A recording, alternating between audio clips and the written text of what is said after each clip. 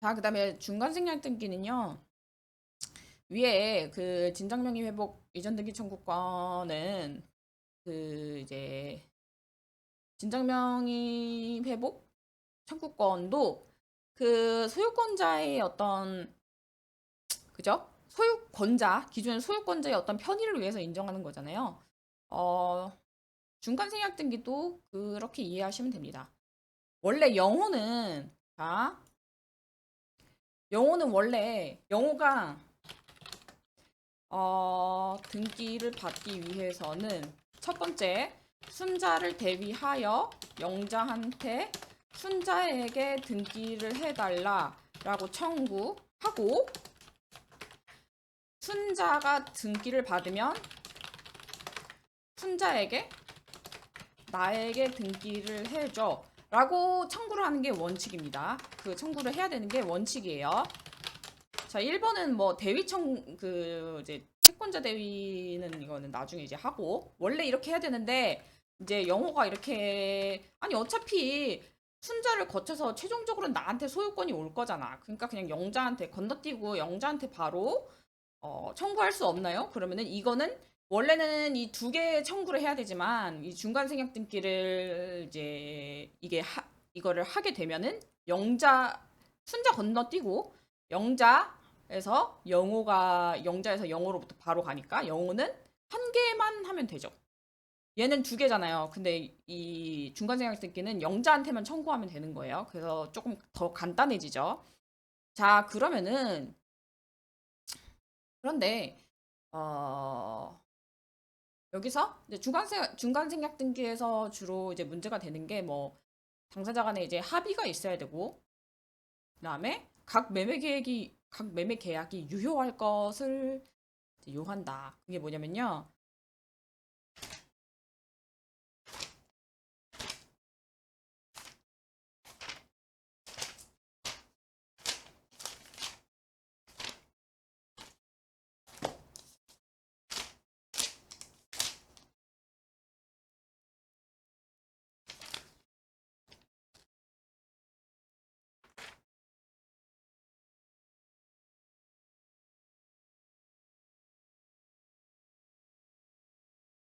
자, 판례를 보면 유효하기 위해서는 각각의 법률 행위가 유효를 전제로 해야 된다. 그래서 한 계약이 무효이거나 취소 해제되면 종된 합의인 중간 생략 등기 합의도 그 효력을 상실한다. 자, 이게 무슨 말이냐면요. 아, 원래 영자랑 영호는 그 직접적인 계약 관계가 없죠. 근데 어쨌든 영호의 어떤 편리를 위해서 인정해 주는 거잖아요. 근데 어, 이거는 당연한 게 원래 영호가 순자를 대위해서 영자한테 청구하고 그다음에 영호가 순자한테 청구하고 이 두 개를 합친 거라고 했잖아요. 그러면은 이 두 개를 합친 건데 이 두 개를 청구하기 위해서는 이것도 이것도 유효해야 하고 그다음에 얘네도 유효해야 되겠죠? 그죠? 이 두 개를 합친 것이 중간 생략등기라고 했잖아요. 그러니까 그러면은 순자를 대위해서 영자한테 청구하려면은 계약이 유효해야겠죠. 그다음에 영호가 그 영자가 순자한테 넘겨주면은 그 영호가 순자한테 청구하는 것도 유효해야지 되겠죠. 그래서 이 매매 계약이 각 유효해야 된다는 것은 너무 당연하고 만약에 얘네들 사이에서 뭐가 취소가 되고 어쩌고저쩌고 해서 그렇게 계약이 무효가 되거나 하면은 이 중간 생략 등기를 할 것이 아니라 중간 생략 등기가 아니라 만약에 이 순자랑 영자와의 계약이 무효가 됐어요. 그럼 어떻게 돼야 돼요? 영호로서는 이 부동산을 가지고 오고 싶어. 그럼 어떻게 해야 될까요? 영자랑 다시 계약을 맺어요. 그런 다음에 그 부동산에 대한 그 이전 등기를 해달라고 하면 되겠죠. 순자랑은 이제 순자는 글렀잖아요. 순자랑은 그 계약이 무효가 됐으니까 영자야 그러면은 나랑 계약해. 순자랑은 무효니까 나랑 계약해서 나한테 넘겨줘라고 해서 등기를 받으면 됩니다. 그래서 이거 중간 생략 등기도 이 편의를 위해서 이행의 편의를 위한 거다라고 생각을 하면 되고 이 역시 이제 판례의 생각은 이런 거예요. 그 이제 실질을 중요하게 생각을 한다고 했잖아요. 판례가. 근데 어차피 영자에서 순자에서 갔다가 영웅한테 넘어올 거 그냥 이렇게 영자야 영자로부터 영웅한테 바로 넘어가는 것도 어차피 결론적으로는 똑같잖아. 그렇기 때문에 이제 인정을 해주는 거거든요. 그래서 판례는 이걸 인정하고 있고 다만 이거와 같은 이와 같은 그 요건을 얘기하고 있다. 그다음에 등기 관련해서 그 저당권 등기를 재사용하는 것이 가능한가? 자, 원래는 그 저당권 등기라는 건 뭐예요? 저당권. 저당권은 그 돈 빌린 다음에 그거를 이제 그 빌린 돈을 내가 먼저 가져오겠어. 너의 집을 경매시켜가지고 내가 가져오겠어라는 그런 취지에서 보통 저당권 등기를 하잖아요. 근데 아까 등기부 등본 봤나요? 아니다. 죄송해요. 등기부 등본 그래. 등기부 등본을 아까 봤잖아요. 자, 여기 보면은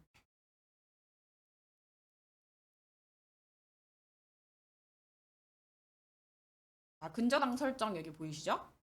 근저당 설정해서 설정 계약 채권 최고액 1,950만 원 이렇게 하는데 이거는 이제 지워진 거예요. 그 돈을 다 갚으면 이게 이렇게 바로 지워져요. 지워지고 그다음에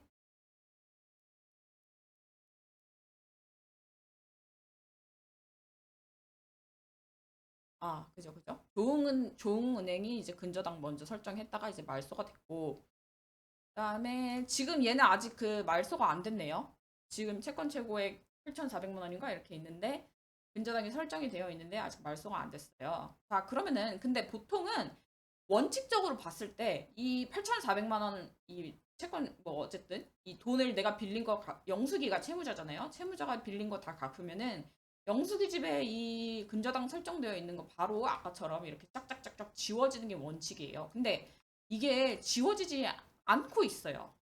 않고 있는데 자 이게 지금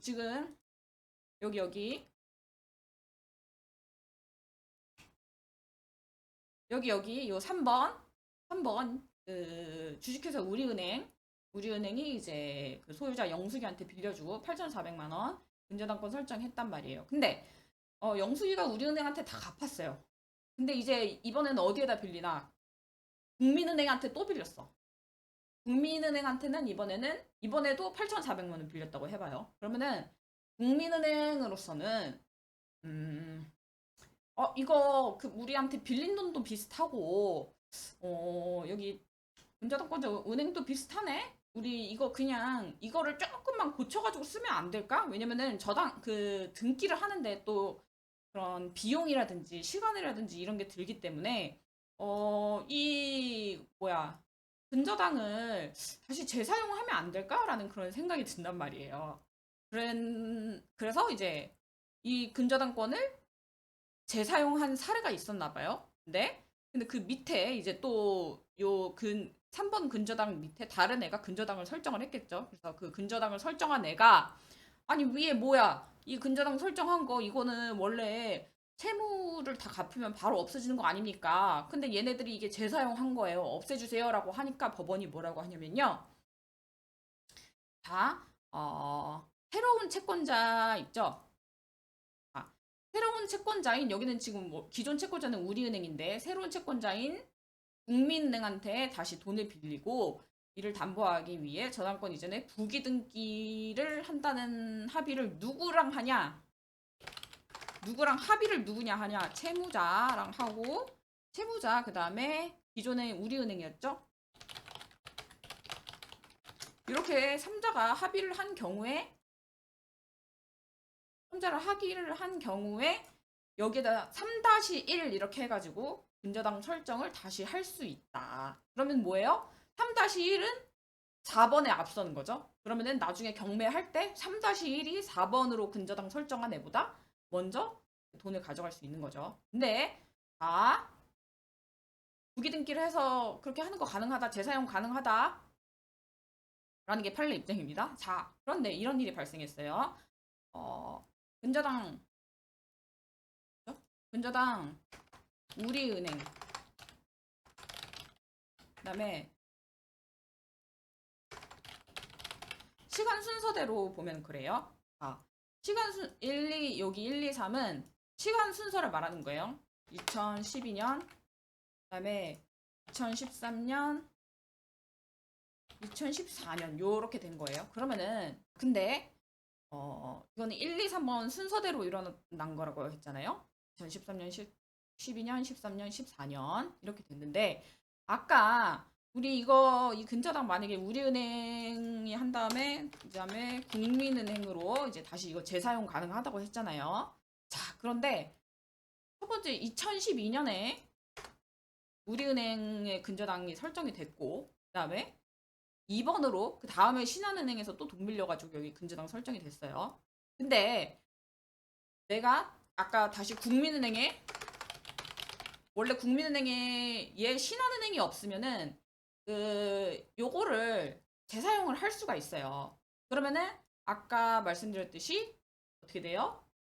요 3-1 이렇게 끄어가지고 4번보다 앞설 수 있다고 했잖아요. 근데 이런 경우에는 어떻게 해야 돼요? 먼저 우리은행이 빌렸어. 그 다음에 신한은행이 빌렸어. 그 다음에 얘를 갚았어요. 그럼 갚으면 없어지겠죠. 얘 없어지는데 그럼 그제 와서 이제 국민은행이 우리 요거 1번 이 근저당 이거 1번 활용하자라고 하면은 어떻게 되는 거예요? 얘는 어떻게 돼요?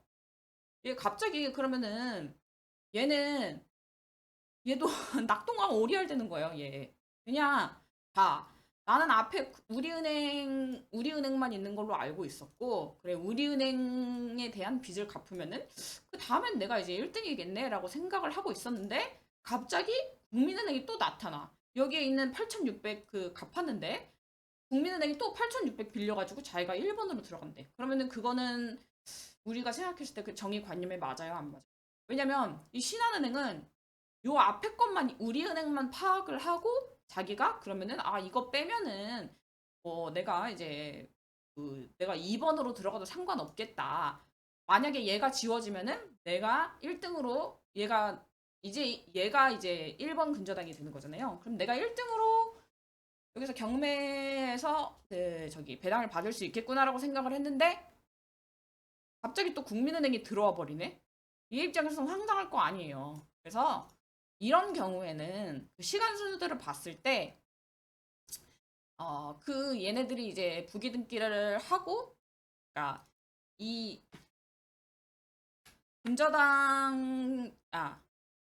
저당권 등기의 재사용을 하기 전에 누군가가 그 담보물건을 설정하거나 그러면은 얘네들이 이거를 부기등기 한다고 해도 얘보다 앞선다고 주장할 수가 없어요. 근데 얘가 없다고 하면은 그냥 얘는 언제든지 그 근저당을 설정할 수 있는 거죠.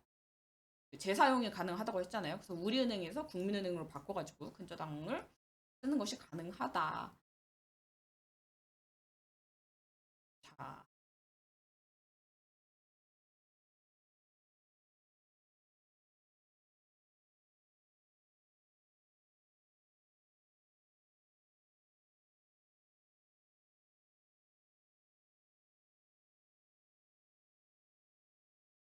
자, 그 다음에 또 판례가 있어요. 자, 어떤 거냐면요. 지금 아까 어떻게 됐었어요? 지금 어떻게 됐었죠? 지금 이제 우리은행에다 먼저 돈을 빌렸어요. 근데 우리은행에서 빌렸는데 근데 국민은행한테 또 돈을 빌려가지고 우리은행 거는 다 갚았어요. 근데 국민은행이 저당권 등기를 이제 재사용하고 싶어서 어 그 소유자 있죠? 이 돈 빌린 사람, 그 다음에 우리은행, 국민은행이 합의를 일단 했어요. 저기 근저당 등기 재사용하자라고 이제 합의만 한 상태예요. 근데 또 이 소유자가 갑자기 이 자기 부동산을 팔아버렸어요. 자, 그러면은 이제 팔아버렸는데 자, 팔았으면은 기존에 그러면 매수인은 어 매수인은 내 등기부 등본에 근저당이 있네? 라고? 근데 이 매수인 같은 경우에는 지금 얘네들은 지금 이 부기등기를 하기로 합의가 됐을 때는 이 매수인이 봤을 때 근저당이 있는 거예요, 없는 거예요? 근저당이 있는 상태예요, 없는 상태? 없는 상태죠. 왜냐면은 부기등기로 합의한 이 시점은 그 우리은행한테 돈을 다 갚아서 근저당이 이렇게 쫙 그어져야 되는데 아직 그어지지 않은 그런 상태에서 다 이거를 우리은행을 국민은행으로 바꾸자라고 이제 자기네들이 합의가 된 거기 때문에 일단 돈은 다 갚은 상태예요. 그래서 이 소유자는 여기 뭐 근저당 되게 깔끔하네라고 생각할 수도 있어요. 근데 그러니까 이거를 산 매수인은 그 이제 요 등기가 굉장히 깔끔하다고 아무런 그 담보 물건도 없네 깨끗하네 사야지라고 할 수가 있어요. 근데 어쨌든 그 매수인한테 이거를 넘긴 기존 소유자 있죠. 소유자는 어 우리은행 그다음에 국민은행이랑 같이 그 부기등기를 해주겠다는 그런 약속을 한 채무자란 말이에요. 채무자. 그죠? 그러면은 어떻게 해요? 매수인이 소유권자를 대위한 저당권 말소 청구에 대해서 제한 가능. 자, 이게 무슨 말이냐면요. 음, 자, 어, 매수, 저 말이 뭐냐면요. 매수인, 저당권자. 자, 이렇게 되는 거죠. 자, 이 매수인이 아직 여기에 소유권 이전 등기는 받지 않았어요.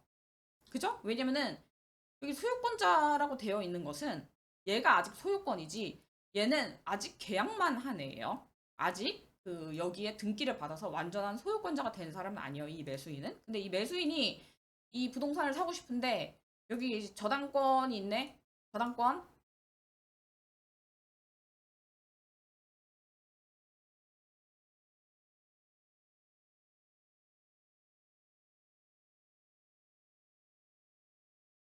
저당권이 있네. 그러면은 이거를 매수인이 직접 저당권자한테 이걸 지우라고 할 수 있어요? 없어요?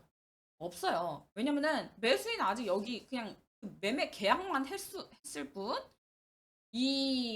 여기 이 부동산의 소유권자가 아니기 때문에 이 소유권자는 자기 소유권에 기해서 방해배제 청구권 이런 걸 통해서 저당권 지워라라고 할 수 있지만 이 매수인은 아직 그 자기가 그 물권적인 권리를 가진 게 아니기 때문에 자기와 아무런 그 계약 관계가 있는 게 아니잖아요. 이 저당권자에게. 그렇기 때문에 얘한테 뭐 지워라 말아라 그렇게 할 수가 없어요. 그래서 소유권자를 대위해서 지워라라고 이제 청구를 한 사안에서 판례는 뭐라고 하냐면요. 봐봐. 얘네 사이에 소유권자랑 저당권자 얘네 사이에 지금 부기등기를 하기로 합의가 이미 되어 있었잖아. 그죠? 그러면은 요 계약에 요 세 명이 들어간 계약에 얘네 둘도 같이 계약을 한 거잖아요. 그러니까 이 세 명이 들어간 계약에 이 두 명이 들어가 있죠. 그러면은 얘를 상대로 지금 지워줘라라고 하는 것은 아까의 그 부기등기를 하기로 합의한 그 상태와 배치돼요, 안 배치돼요? 배치되죠. 왜냐면은 부기등기 해주기로 했잖아. 부기등기 해주기로 여기서 아까 합의해놓고 왜 소유권자 지금 와가지고 여기 이거 지으라고 하니? 왜 저당권 지으라고 하니?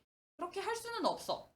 그렇기 때문에 이러한 사례에서 이 저당권자는 요 매수인이 소유권자를 대위해서 그 저당권을 이제 지우라고 한 사안에서 그 저당권자는 야 우리 아까 우리 합의했지 않느냐 요걸 들어가지고 삼자간 합의를 들어서 저당권 우리 부기등기로 다시 우려 먹는 게 아니라 재사용하기로 했으니까 매수인 우리 지울 수 없습니다라고 주장할 수 있고 판례가 그 주장을 받아줬다.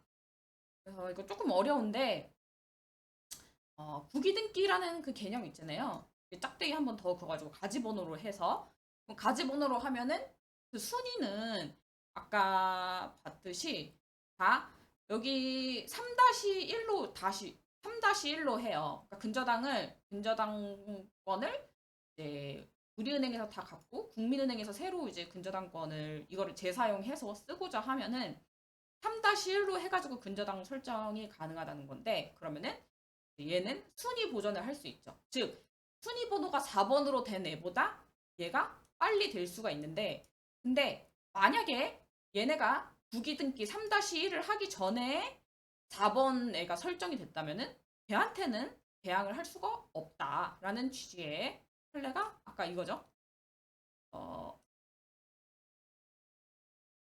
그죠? 우선순위 주장할 수 없다.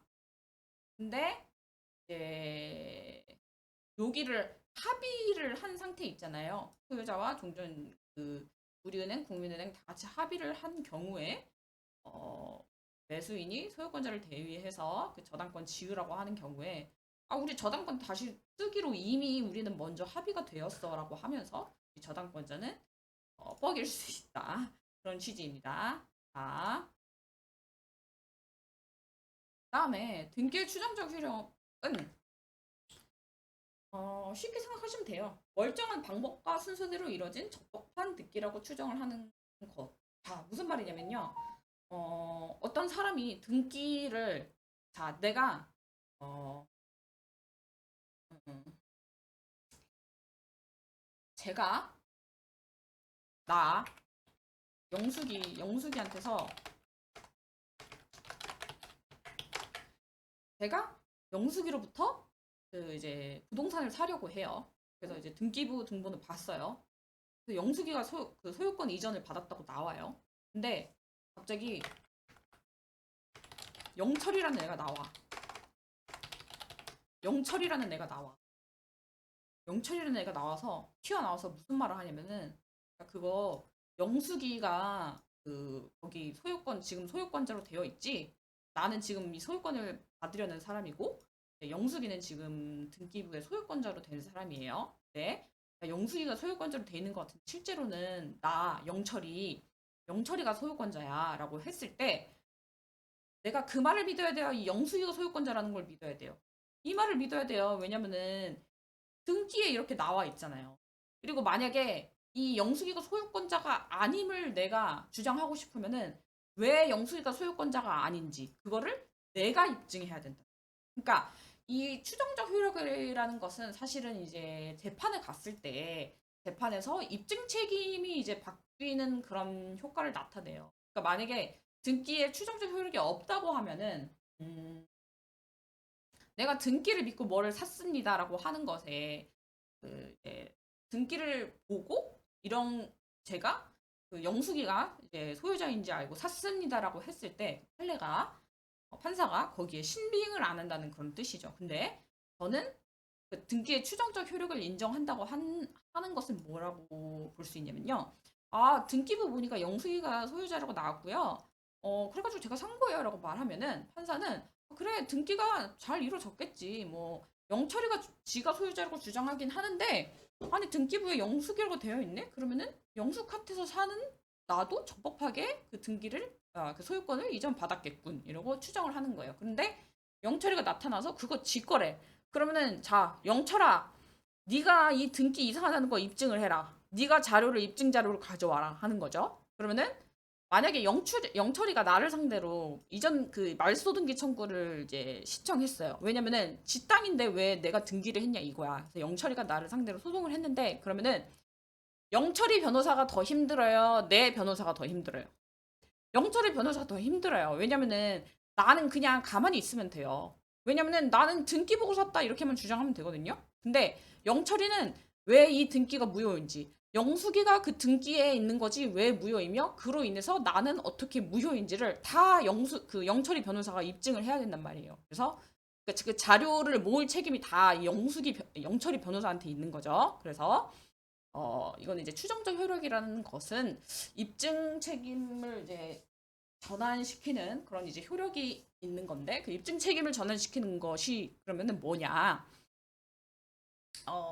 그 변호사가 더 힘들어지냐 아니냐의 문제예요. 어느 쪽 변호사가 더 이제 입증을 용이하게 할 수 있느냐, 더 자료를 많이 모아와야 하는가라는 그런 문제로 귀결이 되는 거예요. 자, 그 다음에 대부분 적법 추정되죠. 그래서 위에서 판례가 인정했잖아요. 적법 추정되는데 이전 등기의 경우에는 이전 뭐 그렇죠. 근데 보존 등기는 인정이 안 된대요. 왜냐 이전 등기 같은 경우에는요. 그 기존에 소유자랑 그다음에 매수인이랑 같이 가가지고 그 등기를 하는 그런 구조거든요. 근데 보존 등기 같은 경우에는 그냥 혼자 가서 하면 돼.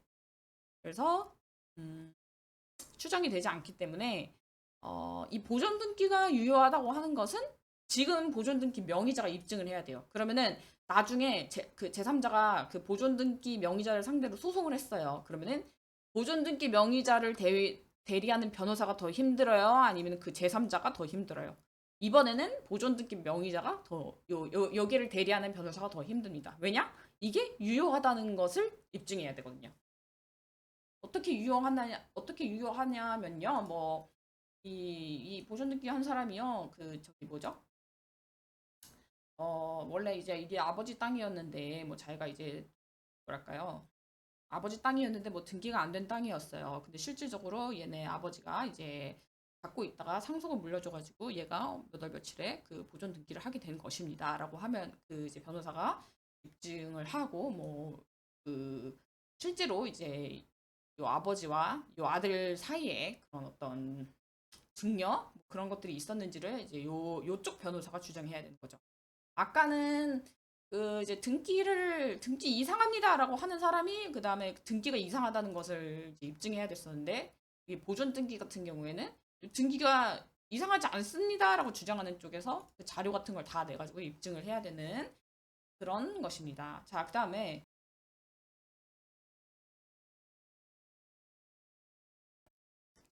이전 등기와 관련해서 어,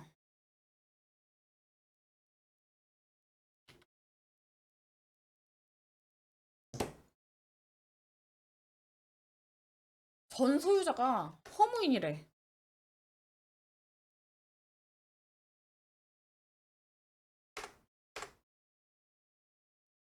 이건 어떤 거냐면요. 아, 이 경우에는 그 이제 추정력이 인정이 안 된다고 하는 인정이 안 된다고 본 건데요. 아, 전 소유자가 사망 후에 그 사망 후 소유자 전 소유자가 사망한 다음에 이전된 등기를 생각을 해보세요. 사망했는데 어떻게 이 전 소유자가 등기국에 가가지고 이전 등기를 해줬을까요? 자, 그 다음에 전 소유자가 허무인이에요. 그러니까 이름만 있고 이 세상에 존재하지 않는 사람이야.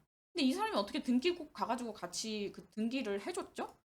이거는 이게 이거는 너무나 명백하게 이 상태가 등기를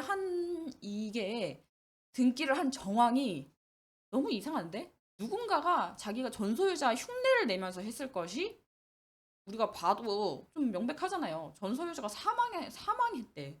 사망하고 이 세상에 없는 사람이래. 근데 어떻게 그 매수인이랑 같이 가가지고 등기를 해주냔 말이지.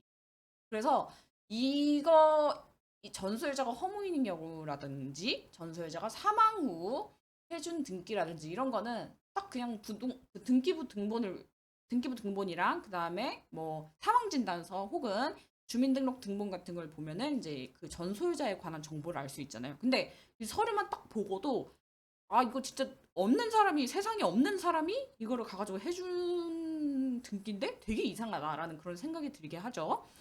그래서 이거는 기재 자체에 의한 부실 등기임이 명백하다고 봐서 이런 경우에는 이제 추정력을 인정을 안 해줍니다. 그래서 이 경우에는 이제 그 매수인한테 그 후소유자 매수인한테 이전된 그 등기가 멀쩡하게 이루어진 등기라고 추정을 안 해주는 거죠. 그러면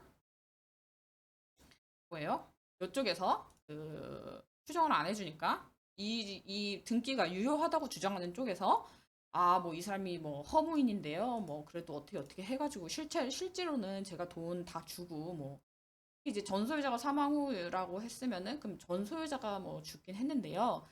사실은 이제 이 사람이 뭐 아들이 있어가지고요. 아들한테 제가 다 돈을 주고 아들이 실제 다 상속자이고 아들이랑 같이 한 거예요라고 하면은 이제 이거는 근데 이거는 매수인이 그러니까 후소유자가 지금 현재 자기가 소유권자라고 주장하는 사람이 입증을 해야 되는 거죠.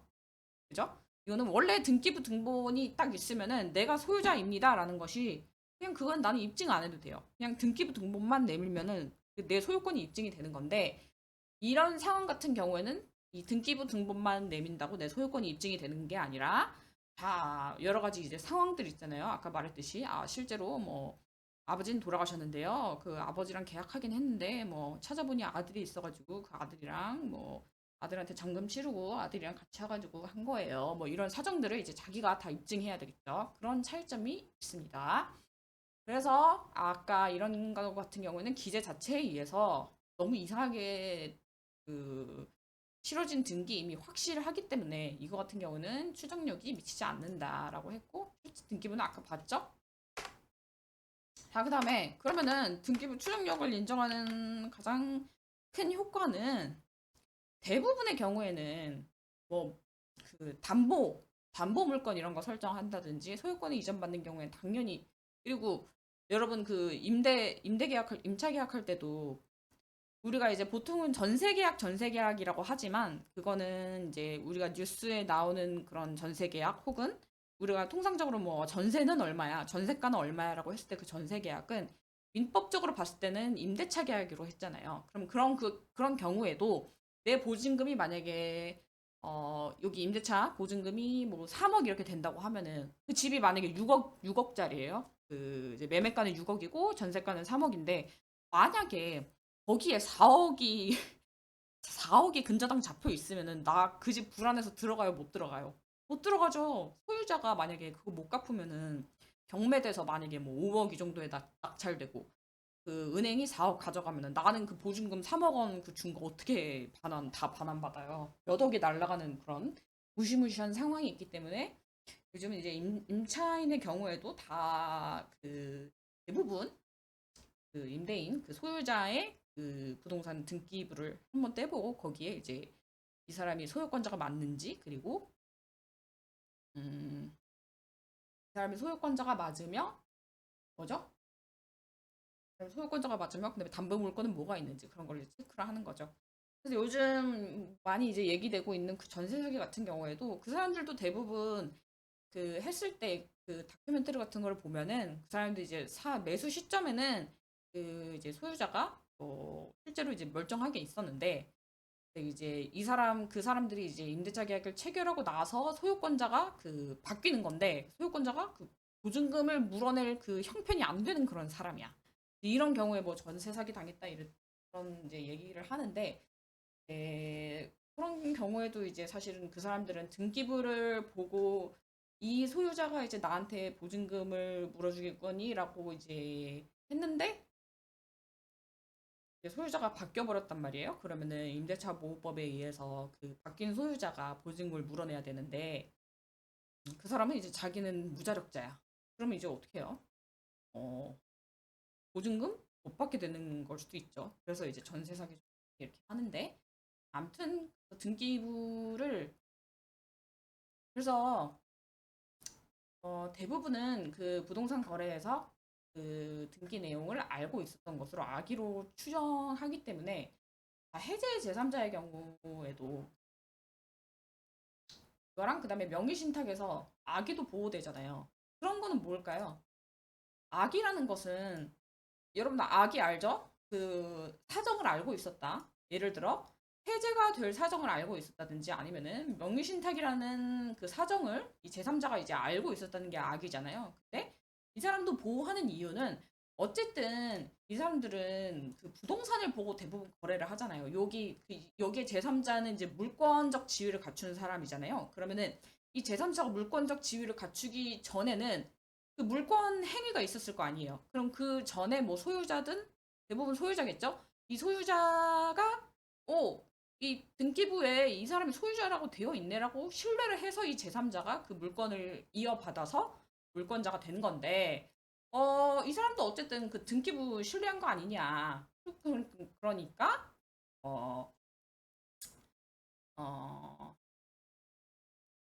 이 사람 등기부 신뢰한 거 아니냐. 그러니까 이 사람의 그럼 어떤 네, 악의가 일단 추정이 되는 거라고 했잖아요. 그러면 이 제3자의 악이라는 것도 추정된 악의일 수도 있는 거라는 거죠. 그렇기 때문에 그리고 이제 아까 말씀드렸던 것처럼 이 사람들도 등기부를 확인했었던 건데 우리는 등기부의 그 공신력을 인정을 해주니까, 공신력이 아니라 추정력을 인정을 해주니까, 뭐 이런 사람들까지 우리가 보호를 안 해주면 안 되죠. 그다음에 명의신탁에서 여기 아기도, 명의신탁은 부동산 계약에 관련된 거잖아요. 부동산 물권 변동 이런 거에 관련된 건데, 여기에서의 그 제3자도 어쨌든 이 제3자도 물권 변동을 받은 사람이잖아요. 여기 명의신탁의 그 제3자. 근데 이 제3자도 어쨌든 등기부 등본을 봤을 거라는 거죠. 그래서 등기부 등본을 본 이 사람들을 보호하지 않으면 안 된다라는 그런 취지에서 저는 이제 대부분 선의의 제3자는 보호된다 이런 규정이 많잖아요. 근데 이제 왜 해제에서는 뭐 이런 경우에 왜 아기까지 보호가 될까라는 그런 이제 생각을 해봤는데 이제 이런 등기부와 관련된 그런 추정력이 이제 관여되지 않았나. 또 그거랑 이제 연결을 시켜서 이 사람들을 악에까지 인정해 준다는 것을, 그러니까 악의 제3자도 보호해 준다는 것을 이해하면 좀 더 편할 것 같아요.